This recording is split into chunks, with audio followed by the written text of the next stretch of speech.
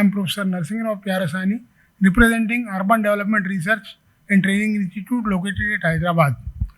I am very much congratulating the organizers for this decent summit.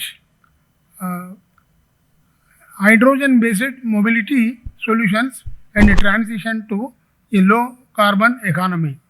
Current scenario, as we have been discussing since the morning, among all the existing public commercial transport systems, the rail and metro rail systems excel in the larger interest of the general public and commercial operations. As the rail system contributes the following three aspects glaringly, resulting into a good number of benefits. For example, it works out to be very competitive and economic tariff. It is the fastest mode of transportation. Then it provides a safety and pollution-free transport system. Even though the public mobility rail system has certain advantages, it also results in certain challenges too. The existing fuel for rail operations happens to be electricity. It has certain contrast factors also. The tariff of electricity power has always been on the increasing trend, resulting in huge financial burden on the part of the rail operators. Second, improper and insufficient electricity loading also leads to sudden rail stoppages, etc. That's how and where the necessity of innovative fuels like hydrogen has become the need of the hour. National Green Hydrogen Mission. This happens to be India's an innovative mission for bringing improvement in the fuel efficiency on one side and reducing the carbon generations on the other side. This initiative came into practice during January 2022 and intended to make the India as a hub of green hydrogen. This is very much important as far as the hydrogen replacement is concerned. The mission's financial outlay is allocated. It's an amount of rupees 496 crore and the tenure target is made up to 2025-26. Under this scheme, many pilot projects for promoting the adoption of hydrogen in transportation sector are coming.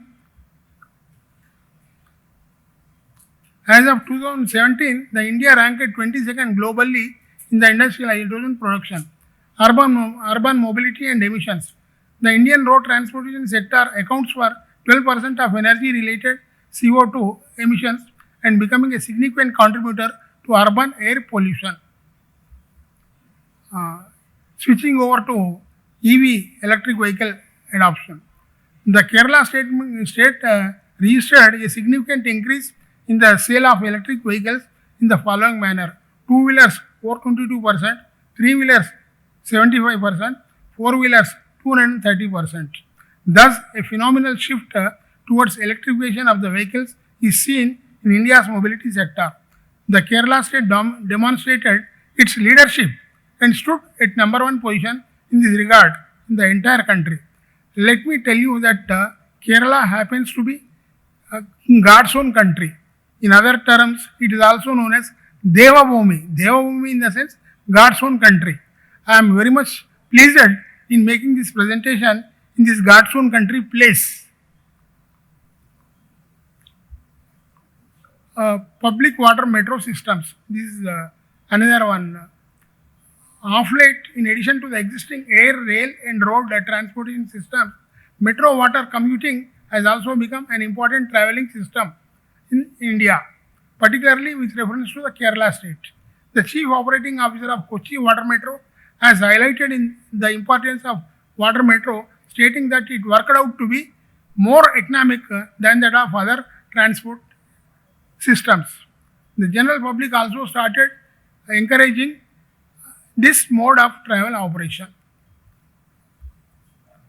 Hydrogen hubs. The National Green Hydrogen Mission is planning to identify and develop the capable regions for supporting the large-scale hydrogen production and utilization of green hydrogen hubs with an outlay of 400 crore up to 2025-26. Pilot projects. The mission also includes funding for the pilot projects in these sectors such as low carbon steel mobility, and shipping to demonstrate the feasibility and scalability of hydrogen applications. Current status of urban mobility in India. Rapid urbanization and public transport and commercial transport largely demand for the adoption of hydrogen fuel. Opportunities. Now coming to the part of opportunities, etc. It leads to zero emissions and having high energy efficiency, quick refueling system, scalability. From time to time, it can be increasing also. Flexibility in energy sources, energy storage capabilities, quiet operations. The system goes on its own operation system without disturbance to the other aspects, which is a unique part of this hydrogen mobility system. Abundant hydrogen resources below the ground levels. There was a news clipping on 16th of this month. Beneath the ground, under the ground levels, there are a lot of hydrogen reserves which can serve up to say 1000 years also. This is a press item from our Hyderabad based daily newspaper, Namaste Telangana. In that it is clearly mentioned there are a lot of hydrogen reserves under the ground which needs to be utilized or culled up properly for its proper utilization. That is an important underlying point here. So, in addition to these opportunities, there are also certain challenges. In every process, generally there are benefits and as well as against to that there are certain losses also. Merits and demerits in the sense. So, coming to challenges part, in general, the process of hydrogen production is considered expensive as it requires more energy than that of other fuels. More expensive. Since the hydrogen gas is flammable and because of its lowest density among all the other gases, it has become difficult from transportation angle from the place of production to the place of consumption. From the place of production to the place of consumption. There are additional supply chain issues for electrolyzers and commercial airplanes needing remodeling of hydrogen tanks. Carbon lock-in. Existing energy systems are locked in to carbon, making it difficult to implement hydrogen generating process.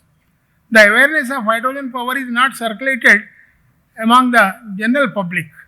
In the sense, the public have not been properly educated about the major benefits of hydrogen power. So, the rail operators etc. will have to take the common benefits of hydrogen power into the notice of the general public for its future consumption and utilization. A wider training program on the generation of hydrogen process needs to be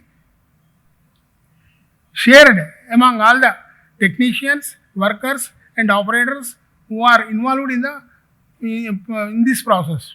Particularly the technologies dealing with all the processes like generation, distribution and consumption etc.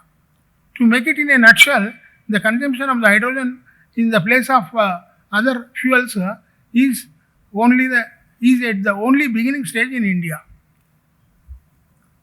So, in this way, in the long run, we can replace the hydrogen fuel to that of other kinds of fuels.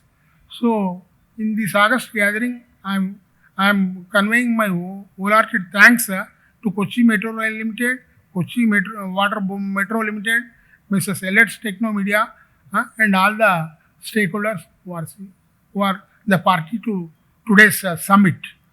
Thanks.